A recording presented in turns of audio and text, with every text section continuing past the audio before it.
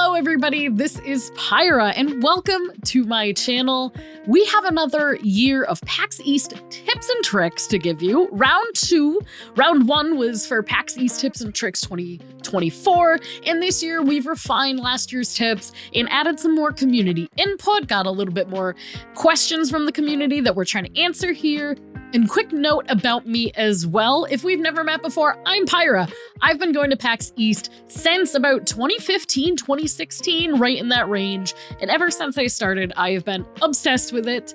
I am a gamer. I've been a gamer my entire life, and going somewhere like PAX, which is an open convention filled with video games, filled with a lot of other nerds like me, passionate about gaming, is just something that I got obsessed with like instantly.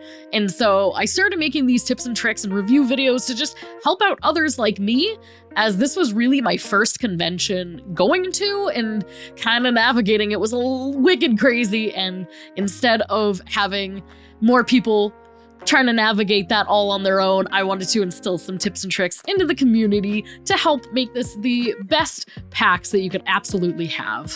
From pre-convention prep to panels to the expo hall to even after parties, we're gonna cover everything you need to know for PAX East 2025. So charge your handhelds, grab your badges, and let's dive in. And now let's get into the first section of this video, which is going to be logistics and planning. This is everything that you're gonna do before you even step foot inside of PAX. And so they say the early bird gets the worm, or at least the games kind of sometimes. Thursdays and Fridays, the event takes place from Thursday to Sunday. Thursdays and Fridays are still your best bet for getting into the convention with minimal lines and minimal competition. There's typically smaller crowds, especially on Thursdays, Fridays, and even sometimes Sundays. If you are really focused on getting your hands dirty in the expo hall without much competition, that is going to be the best days for you to go with minimal crowds. Now, last year, I know we did have some significantly heavy crowds on Thursdays, but that's also because MatPat was there and it kind of drew in a lot of people. Typically, Thursdays are still going to be your best bet to get to everything as comfortably as possible without huge lines. So I definitely every year just say Thursdays. Absolutely, if you're able to make the time work, go those days. It just makes everything easier. And now, speaking of kind of like early bird getting the worm, some people line up super early in the morning to get into the convention hall. It's gonna be kind of what you feel works. I've been able to get in 30 minutes before opening and get right in, and I've been able to go in an hour later and get right in. I've been able to wake up super early and be one of the first people in. It's really just down to how much you're trying to make it an experience. I would say it's probably less imperative that you wake up and get in the line super early, unless that's something that really feels exciting for you. Then absolutely take advantage of standing in the lines. I've heard of people standing in queue at like 5, 6 a.m. Do I think it's necessary? Nah, but if it's something that you like partaking in, it is definitely something that you could plan for. Now, my next tip for logistics and planning is mapping it out. So the PAX East website is going to be your best friend as far as the expo hall map. I would say if you are not used to going to the convention, this is mostly for people who've never been there before, take a look at the map in advance. They are not out on the website yet. However, it is good to kind of get familiar with where certain booths in the expo hall may lie, where certain panels may be, etc. So that you kind of have a little bit of familiarity as you're walking into the convention hall. There are 3 floors if you count the expo hall and the 2 kind of panel floors upstairs and like the main panel room. What is it called? Main theater? There we go. Main theater. And sometimes just having a rough awareness of where everything kind of is just helps. It just makes you feel a little bit more confident walking to things, because there are a lot of booths and it tends to get a little confusing sometimes. With this as well, kind of my next tip, the app. So the app is absolutely essential. Oh my gosh, I wrote all these puns, so I apologize. The PAX East app, it is not available yet. I'll post links for last year's app in the description below, but it is like the ultimate tool to be able to map out everything at PAX. Once it's available, download it. I will put out another video reviewing the app and going through the app once it comes out and launches. However, I think everything from knowing when events are to reminders about events as they're happening in real time to maps, the app is going to be really good if you don't mind having another one on your phone. Really good tool to use while you are there and even in the prep, because you can even start checking off certain things in the app so that you kind of have everything laid out nice and neat. My next tip to prep in advance is about money. So this is kind of self-explanatory. However, I think that there is sometimes a misconception of what you can do at a con, especially if you're brand new to cons in general. Most vendors nowadays accept credit cards or debit cards, so you shouldn't have to worry about necessarily having cash, but do keep in mind that the smaller booths, especially small artists, they may prefer cash or they may be only able to accept cash. It is very rare that booths will be only cash. However, some of them are, so keep that in mind. I know there are some smaller companies there that'll only accept credit cards because sometimes cash is not the best for them, so just keep that in mind. Either way, you may want to have a little bit of each ready for the event. I like having a little bit of each because you just never know what situation you run into, and I personally like to support as many small businesses or small artists as I can there, and sometimes it's just kind of nice to have that prepped in advance, whether it's getting cash back at the grocery store or, you know, going to your ATM or your bank. Don't go to the ATMs at the convention hall. You're going to pay extra money. It's just not worth it. So prep that in advance. And there are a lot of fun things to buy at PAX. It's not just doing things. There are a lot of really cool, like I mentioned, the small artists, there are vendors, there are food trucks. And so depending on your budget, just maybe save some extra money around for PAX. Give yourself some play money so that there's not something there that you want that you can't leave with. There are also a lot of like con specials, which take it with a grain of salt. Some of them are kind of like inflated con specials and some are real, but you might want to have a little bit of play cash for that. So keep that in mind too, and try to give yourself a little bit of freedom when it comes to money and budgeting and spending. My next tip on the pre-PAX logistics and planning is for you partiers out there, party time. So the one thing that I don't think we really covered as much last year, but I'm going to cover it more in depth in another video and some in this video, is PAX parties. So there are actually a lot of parties and meetups around PAX that happen kind of like at night and like in the days leading up to the event.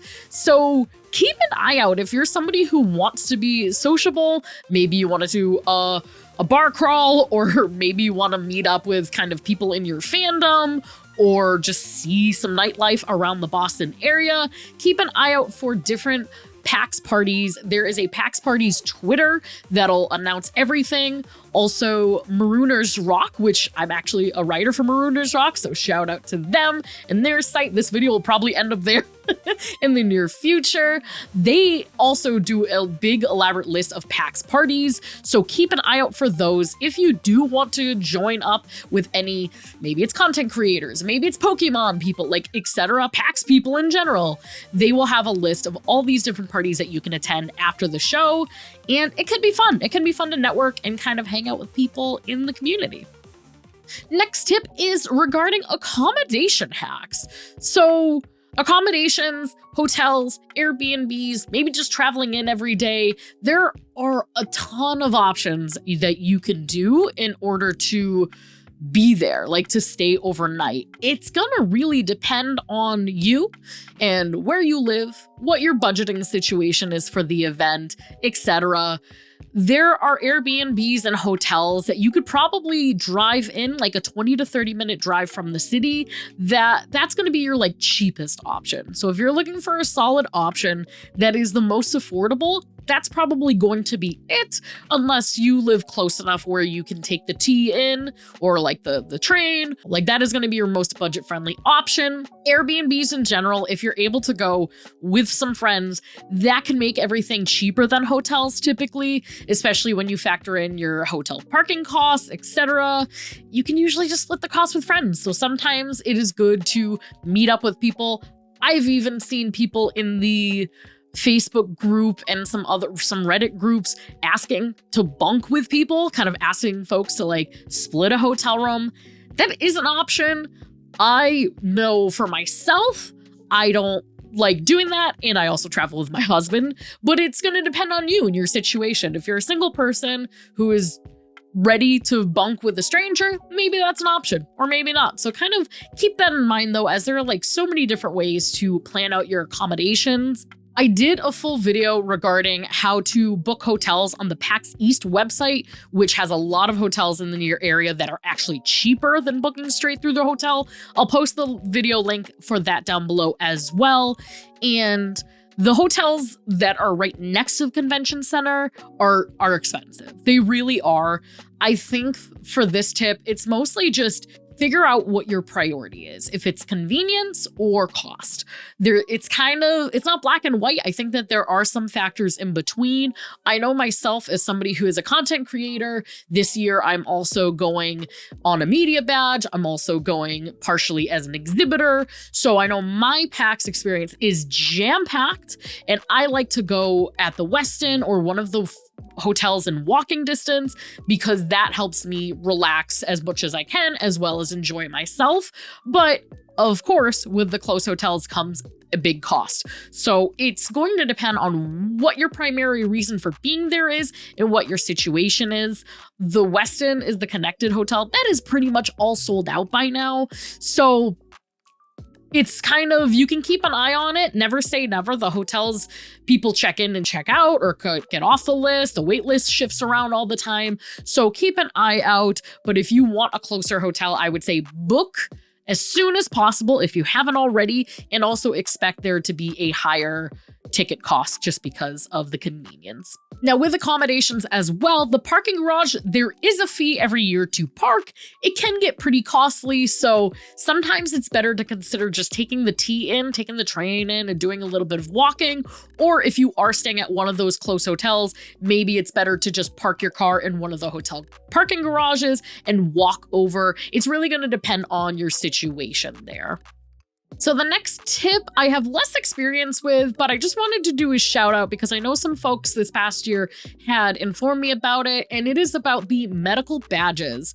So if you're somebody who maybe you're in a wheelchair or maybe you have some assistance needs at the show, please know that there are medical badges available. I've even heard of PAX letting an extra person go in with you if you need them for free. I would say if you have any questions or if you are looking into a medical badge, email paxquestions@readexpo.com. I'll put that link in the description as well, so you're not scrambling trying to write that down as we go along.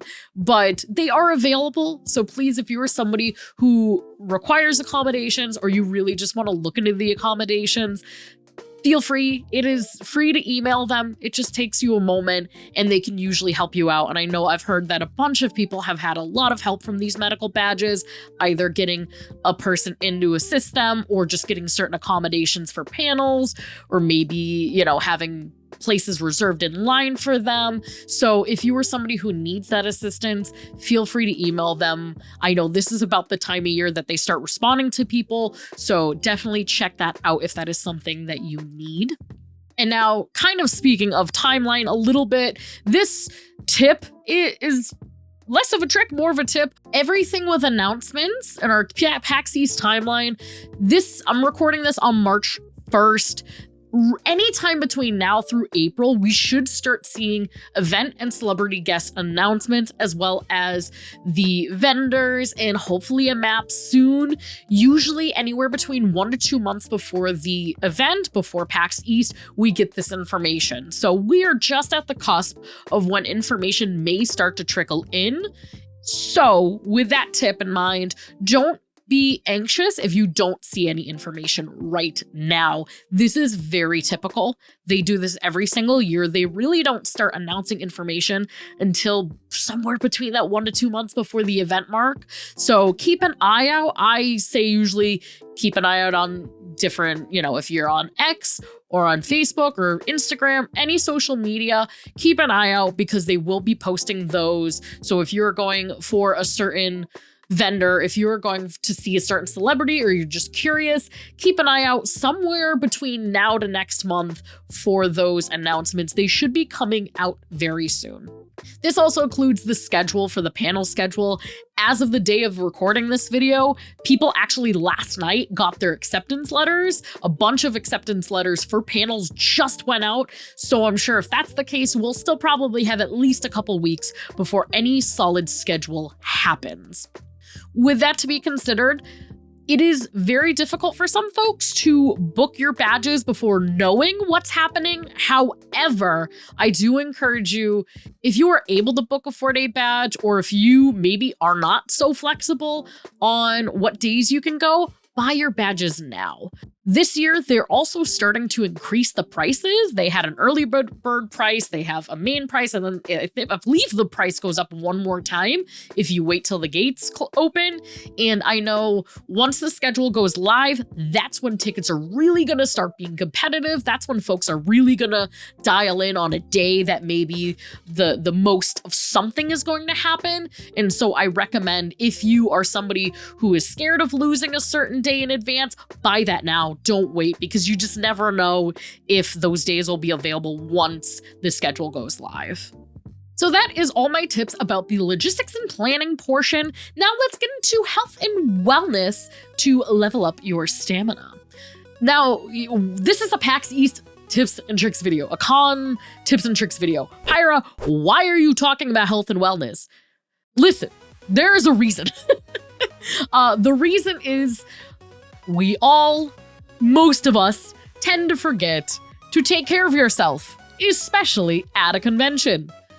We're all guilty of it. We're all gamers. At least I'm guilty of it. And so sometimes you kind of need a little nudge of how to take care of yourself, because when you're excited and you're hyped, you tend to forget some of these things. So here are some tips that hopefully you will remember to not burn out, because that can happen. That happened in my first few years, and hopefully these help you avoid that. So the first one is hydration. Please hydrate. It's not just a funny meme in the gaming world. Bring a reusable water bottle if you'd like. If you don't mind carrying a water bottle with you, there are refill bubblers that you can fill your water bottles. You don't have to buy everything. There are some water stations, or if not, there are so many vending machines and vendors and food trucks and everything with water. Please, please, please hydrate. Even whatever situation works best for you, just make sure to hydrate so that you're not ending up being sick or getting like super dehydrated. My next tip is comfort is king or queen, or whatever you would like to consider it. You're gonna be doing a lot of walking. Comfortable shoes are an absolute must. If you're a cosplayer, I know there are a lot of cosplayers that come to the con. Please consider wearing extra shoes or packing an extra pair of like flip-flops or Crocs. I know Crocs are the best depending on your cosplay, but something comfortable. You just don't want to be stuck in a situation where you're just really in a lot of pain and being miserable for hours on end. So I would recommend bring some extra something or wear comfortable shoes. It helps. It totally helps. Or maybe you have like Dr. Scholl's insoles, something. It helps when you're on your feet for potentially 12 plus hours a day. Another thing that a few people tipped this off in the Facebook group for me was bringing an extra pair of socks and changing your socks to clean socks halfway through the day. I still haven't tried this yet, but people swear by it. Supposedly changing your socks out to fresh socks helps save your feet. So I will be trying that this year, but definitely something to try if that is something like if you hurt, if your feet hurt partway through the day, if you anticipate a lot of walking, maybe try it out. I think it would probably save your feet a little bit. Now, along with this, dressing light. This year, PAX is happening in May. Typically, it's happened in March in the past, and you are going to want layers because the expo hall can get hot. Even in March, the expo hall can get pretty hot. So I would say dress in layers and adjust to the temperature. Leave unnecessary jackets or like bulky items. Leave them at the hotel. Leave them at home. Leave them in your car. I know I've even just like walked out in a t-shirt and maybe like a flannel like this or something just to avoid carrying a coat through the expo hall. As well, there is a jacket drop-off, like a bag and jacket check-in. I believe it's only $5. It's not terrible. I've never used it before because I've always kind of planned around those types of things. However, if you are somebody who wants to bring layers and then maybe leave them somewhere, that is one good thing you could do. Give somebody $5 and they'll check your bag and then it's out of your hair. So just wear layers, be comfortable. And speaking of layers, I don't even know if I showed this off. This is my PAX East 2024, 20 years of PAX flannel, which is not relevant to any tips and tricks, except for I wanted to show it off. The next tip I have is to be prepared. We're gonna do a full what I'm packing in my bag video like we did last year. I'll post a thumbnail link somewhere there, but packing your bag is so crucial for things that you need. It sounds silly, but like sometimes any essentials like pain relievers, if you have medication, especially that you need to take, maybe if you're like me and you have a lot of migraines and some stomach issues, I'll pack like Tums, Aleve. Sometimes I'll do like bandages if I'm a klutz, which I am. Hand sanitizer. Oh my God, especially after 2020. Hand sanitizer is a must. Your body, your immune system, everything is gonna be so happy with you if you come prepared. And it sounds silly, but like even just like a little first aid kit, something like that. It's just not that they don't have those things available or like a medical area, but like if you just get a quick headache, just being able to grab something right in your bag, it's so much easier, and then you don't have to pause everything you're doing and then come back to it later. The next tip is pacing yourself. PAX East is a marathon, not a sprint. There are so many things to do. Plain and simple, you're not going to do everything. You should take breaks. Take breaks from standing, take breaks from running around. There are different console areas upstairs, typically, and a tabletop gaming area down in the expo hall floor. They're really good places to just sit and take a breath and still do something, but also like get off your feet, get out of the crowds. It helps a lot. Every year, too, there's also an AFK lounge, which is also called like the quiet room. And this is a super valuable resource if you need a break from like sensory overload. It's usually very quiet so that you can kind of get back to center, relax, maybe calm down a little bit. And if you're feeling overwhelmed, don't hesitate to head to that area. There are also some mental health professionals sometimes on site. I would have to double check that for this year. However, it is usually a nice place to just chill, maybe color some coloring pages, and get away from a lot of the stress. And my last kind of health and wellness tip is the one that everybody should be doing every single day, regardless of who you are. I guess it's a two-parter. Shower and deodorant. You think it's just a stereotype after all of these years, but it is not. You get gross. We all do. No one's immune to it. You get gross, you get sweaty. Ugh. Brother, ugh. Shower at night before you go to bed and put on deodorant before you go in. I beg of you. It'll help. If it won't help you, it'll help the rest of us. That sounds so mean. But truthfully though, cons can get gross. There's so many germs. Take a shower at the end of the day. Wear deodorant. It helps. And PAX is really not that stingy, but sometimes it can be. So please, for the love of God, do it. The next section of the tips and tricks are going to be fueling your adventure. So fueling the adventure, food is the biggest way. There are really good food trucks that park in this like little thing, like the Lawn on D, I think it's called. It's like a green area right outside the convention hall. And there are even sometimes food trucks inside the convention hall because we've had some extra space lately. They are a game changer. So it is always going to be kind of what your priority is. If you're budgeting, maybe they're not for you. If you're kind of trying to live a little bit like on vacation, this may be for you. They are a good way to try some new foods and some local foods. Honestly, these food trucks, the food inside the convention center, no offense, it sucks. It is wicked expensive and it doesn't taste that good most of the time. I would say avoid it. Really focus on the food trucks. If you're going to buy any food at the convention center, it's easier. It's Probably a little bit pricey, but it's delicious and good. If you are not interested in spending high prices, you can bring food in.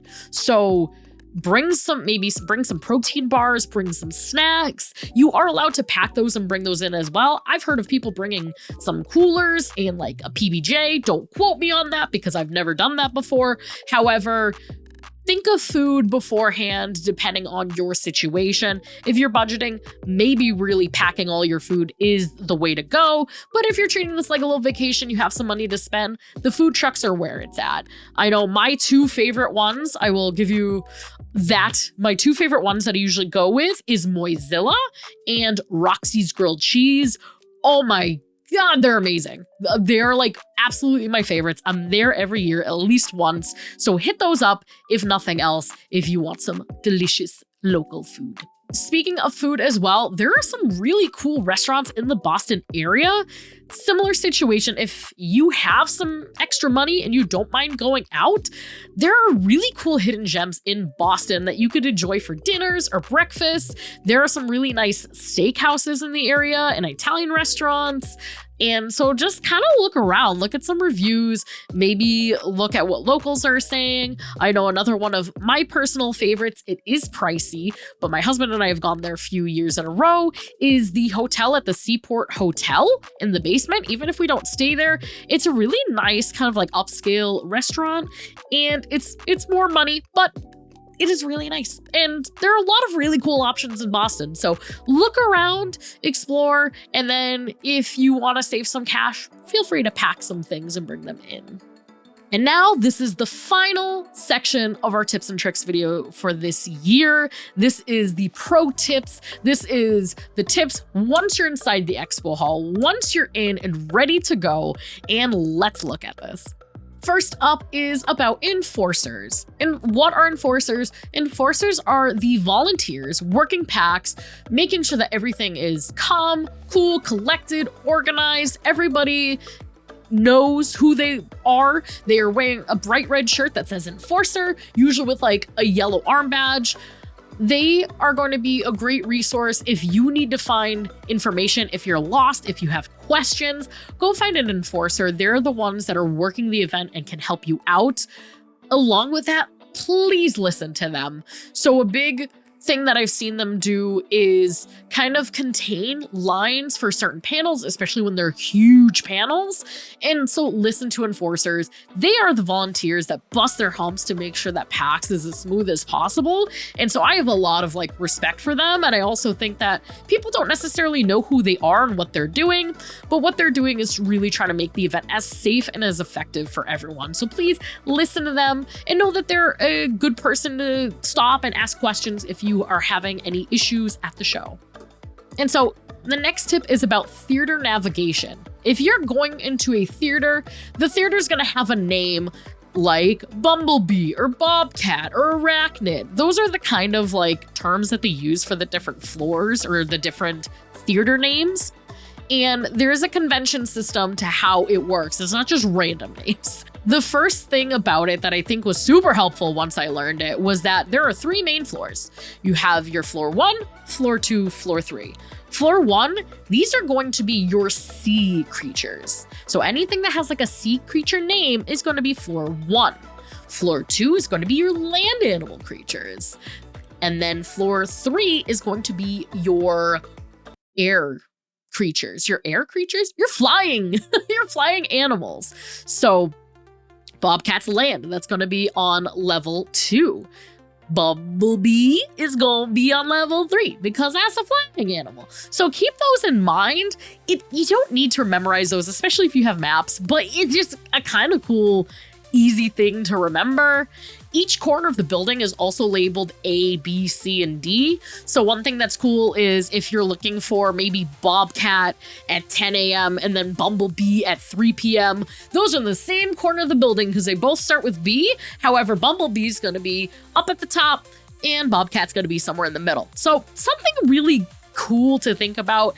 It's more of a pro tip because if you're new, you're not going to remember that necessarily, but it is a cool little extra tip if you're trying to figure out where to go, if you're somebody, especially if you are panel attendee and you like a lot of panels, it's just something good to keep in the back of your mind. My next tip is to embrace community. PAX is more than just a convention. It's a community of passionate gamers. I have had so many amazing conversations at PAX with people standing in line, especially at like Final Fantasy XIV booths or panels. I am always striking up conversations with people around me. It is such a cool experience being able to talk to people that you've never met before and have such a common interest and common bond. Strike up a new conversation, talk to people, make new friends, share your love of gaming. To me, that is one of the best parts about PAX in general, is just being able to do this. Just being able to talk to people that have a similar common bond and just make new connections, even if it's just for the day or the weekend or the minute. It's a lot of fun. So feel free to talk to other people. Most people are super welcome and warming at PAX. So embrace the community. Honestly, I think it'll make your experience so much better. My next tip, and this is kind of a preparation tip as well, is lines everywhere. Expect lines. Be prepared to wait in long lines. The most I've ever waited in a line was 2+ hours. It happens. Be prepared for those things to happen. And this is why I say you're not going to get to everything in one day, especially even all weekend. You're probably going to not get to everything. Things that you can do in order to not be miserable standing in lines. If you're going with friends, conversations, like I said before, maybe talking to other people in line. Bring a handheld. Handhelds are really good if you want to play some gaming or do some mobile gaming on the run. I actually just bought this past year and I want to use it more. It's called a Backbone. And so your cell phone goes in here and it turns your cell phone into a handheld gaming system, which I think is really cool. I like playing mobile Warframe on this thing. So for me, this is what I'm going to be bringing this year because I don't have a handheld device. And it is just something good to have while you're standing in these lines and while you don't really have anything to do. Just be patient and understand that these are things that happen and it just is what it is. So keep yourself entertained, pack some things to keep yourself entertained, and expect there to be some lines in between almost everything you do, especially on the expo hall floor. With that in mind too, don't try to do it all. It's literally impossible. So prioritize what's important to you and enjoy the experience. Try not to stress about things that you're going to miss out. You will miss out on stuff. I have been going for many years now, mostly just for 2 days. This is my first year going all 4 days. I'm so excited. But in general, even me going all 4 days, I'm not going to see everything. I would love to. It's impossible. So for me, I'm going to be picking out the things that are my top priorities, I would love to do this, and then, hey, I could do this if there was time. I would recommend do the same thing because you will not be able to do everything. My next tip is for pin collectors. So there are pin trading areas. I know that there is one at the official PAX merch booth, and different booths around sometimes have like pin trading and pins for sale. So keep an eye out. I know that there is like a penny trading kind of like guideline. I will try to find more information and do a video about that later. But for now, I would just say to head straight to the PAX merch booth right away and try to see if you can do some pinning trading. I know Thursday and Sunday are often recommended for pin hunting, as Thursdays you're going to have a bunch of the new stuff. By Sundays, maybe a lot of people have traded in. So keep an eye out and check the map. They usually will have something in the app or in the map for different trading locations and information. The next tip I have is indie games. Listen, this is not news. Maybe it's news to you, but since the pandemic especially, indie games have been more prevalent at PAX than ever before. Honestly, the majority of the event is now indie games, if you ask me. And that is amazing. Like, I love indie games. I have started really taking an appreciation to indie games from PAX. they offer a lot, and there are a lot of hidden gems, so please don't be scared if there are less AAA games. Indie games can usually be super amazing to play, and the developers are incredibly excited to share their work with you, and sometimes you can just talk to those developers. There are some that I've played in the past that I've met through PAX, and it has been the most rewarding experience. The one that I will shout out because I absolutely love it, and I've worked with the dev team a bit, is Unleaving. I met them a couple years ago at PAX, and I'm an artist, a painter, and their game was completely hand-drawn and hand-painted, and it resonated with me so much. And after talking with the developers, I was able to talk to them, do a lot of the alpha testing and beta testing, and we had talked about ideas and collaborated on ideas, and it was just such a really amazing experience at PAX and post-PAX, and that would have never happened if I didn't care about talking to indie devs. So play the indie games. They're a lot of fun. It is a really cool place to just talk to devs, and sometimes you can find your favorite games from there. So definitely a gem and a pro versus a con at the event. And my last tip for you for this video is going to be the nighttime vibes. So PAX in itself is a huge built out event. You have the expo hall, you have all of these panels, you have these special events, and once the expo hall closes at night, there's still more to do. Usually the convention as a whole doesn't close, like the hall doesn't close till midnight. Some panels and community meetups and events happen all through the night. And usually in the back half of the expo hall, the board game section typically stays open for quite a while after the 6 p.m. mark, after the main expo hall closes. So go explore some of those things after hours.